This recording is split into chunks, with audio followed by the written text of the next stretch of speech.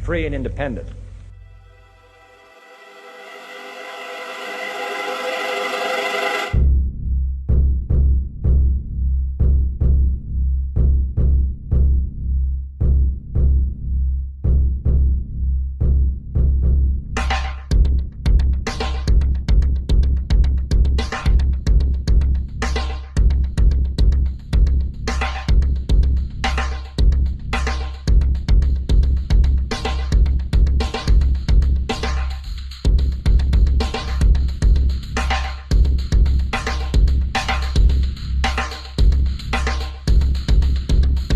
(1775), the American Revolutionary War began as the American colonies sought to detach from England and its oppressive monarchy.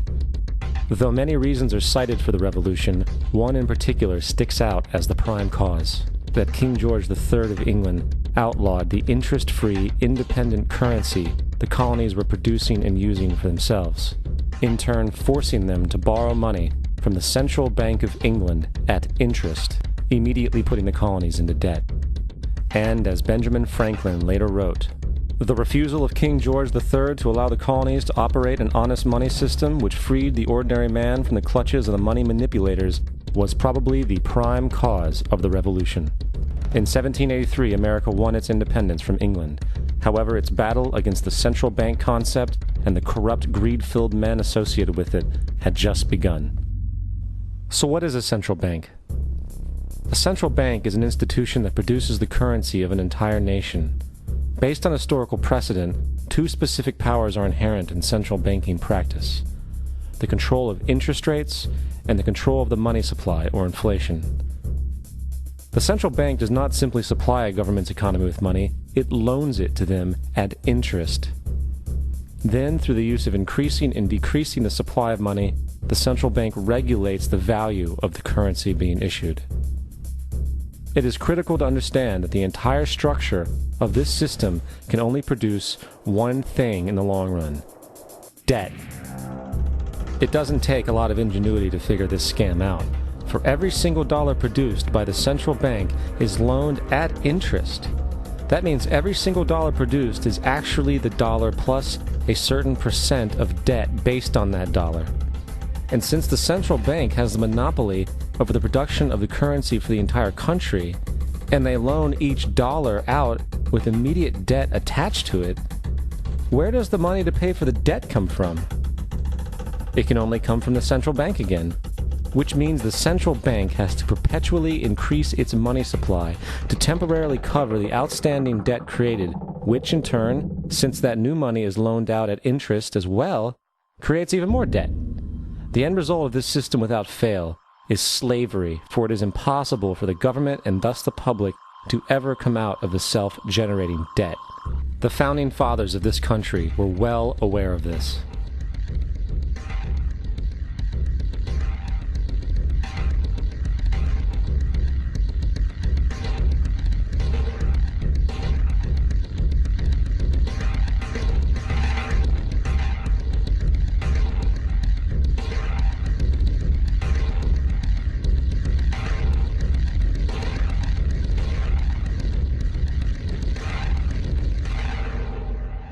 By the early 20th century, the U.S. had already implemented and removed a few central banking systems, which were swindled into place by ruthless banking interests.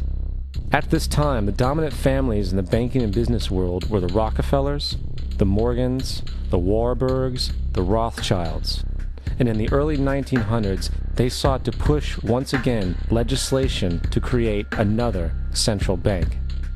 However, they knew the government and public were very weary of such an institution, so they needed to create an incident to affect public opinion. So, J.P. Morgan, publicly considered a financial luminary at the time, exploited his mass influence by publishing rumors that a prominent bank in New York was insolvent or bankrupt. Morgan knew this would cause mass hysteria, which would affect other banks as well. And it did. The public, in fear of losing their deposits, immediately began mass withdrawals. Consequently, the banks were forced to call in their loans, causing the recipients to sell their property, and thus a spiral of bankruptcies, repossessions, and turmoil emerged. Putting the pieces together a few years later, Frederick Allen of Life magazine wrote, the Morgan interests took advantage to precipitate the panic, guiding it shrewdly as it progressed. Unaware of the fraud, the Panic of 1907 led to a congressional investigation headed by Senator Nelson Aldrich, who had intimate ties to the banking cartels and later became part of the Rockefeller family through marriage. The commission, led by Aldrich, recommended a central bank should be implemented so a panic like 1907 could never happen again. This was the spark the international bankers needed to initiate their plan. In 1910, a secret meeting was held at a J.P. Morgan estate on Jekyll Island off the coast of Georgia. It was there that the central banking bill called the Federal Reserve Act was written. This legislation was written by bankers, not lawmakers. This meeting was so secretive, so concealed from government and public knowledge that the 10 or so figures who attended disguised their names when en route to the island. After this bill was constructed, it was then handed over to their political frontman, Senator Nelson Aldrich, to push through Congress. And in 1913, with heavy political sponsorship by the bankers, Woodrow Wilson became president, having already agreed to sign the Federal Reserve Act in exchange for campaign support. And 2 days before Christmas, when most of Congress was at home with their families, the Federal Reserve Act was voted in, and Wilson in turn made it law. Years later, Woodrow Wilson wrote, in regret,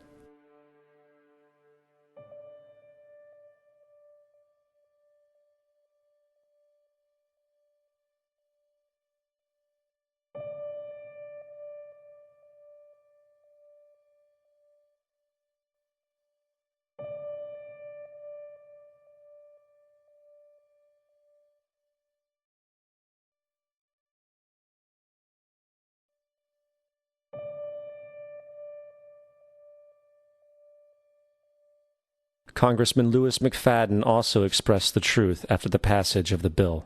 A world banking system was being set up here, a superstate controlled by international bankers, acting together to enslave the world for their own pleasure.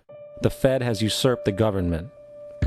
Now, the public was told that the Federal Reserve System was an economic stabilizer, and inflation and economic crises were a thing of the past. Well, as history has shown, nothing is further from the truth. The fact is, the international bankers now had a streamlined machine to expand their personal ambitions. It's alive! It's alive! It's alive! For example, from 1914 to 1919, the Fed increased the money supply by nearly 100%, resulting in extensive loans to small banks and the public. Then, in 1920, the Fed called in mass percentages of the outstanding money supply, thus resulting in the supporting banks having to call in huge numbers of loans, and, just like 1907, bank runs, bankruptcy, and collapse occurred. Over 5,400 competitive banks outside of the Federal Reserve System collapsed, further consolidating the monopoly of the small group of international bankers. Privy to this crime, Congressman Lindbergh stepped up and said in 1921, "Under the Federal Reserve Act, panics are scientifically created. The present panic is the first scientifically created one, worked out as we figure a mathematical equation." However, the Panic of 1920 was just a warm-up. From 1921 to 1929, the Fed again increased the money supply, resulting once again in extensive loans to the public and banks. There was also a fairly new type of loan called a margin loan in the stock market. Very simply, the margin loan allowed an investor to put down only 10% of a stock's price, with the other 90% being loaned through the broker. In other words, a person could own $1,000 worth of stock with only $100 down. This method was very popular in the roaring 1920s, as everyone seemed to be making money in the market. However, there was a catch to this loan. It could be called in at any time and had to be paid within 24 hours. This is termed a margin call, and the typical result of a margin call is the selling of the stock purchased with the loan. So, a few months before October in 1929, J.D. Rockefeller, Bernard Baruch, and other insiders quietly exited the market, and on October 24, 1929, the New York financiers who furnished the margin loans started calling them in masse. This sparked an instantaneous, massive sell-off in the market, for everyone had to cover the margin loans. It then triggered mass bank runs for the same reason, in turn collapsing over 16,000 banks, enabling the conspiring international bankers to not only buy up rival banks at a discount, but to also buy up whole corporations at pennies on the dollar. It was the greatest robbery in American history. But that didn't stop there. Rather than expanding the money supply in order to recover from this economic collapse, the Fed actually contracted it, fueling one of the largest depressions in history. Once again outraged, Congressman Louis McFadden, a longtime opponent of the banking cartels, began bringing impeachment proceedings against the Federal Reserve Board, saying of the crash and depression, "It was a carefully contrived occurrence. International bankers sought to bring about a condition of despair so that they might emerge the rulers of us all."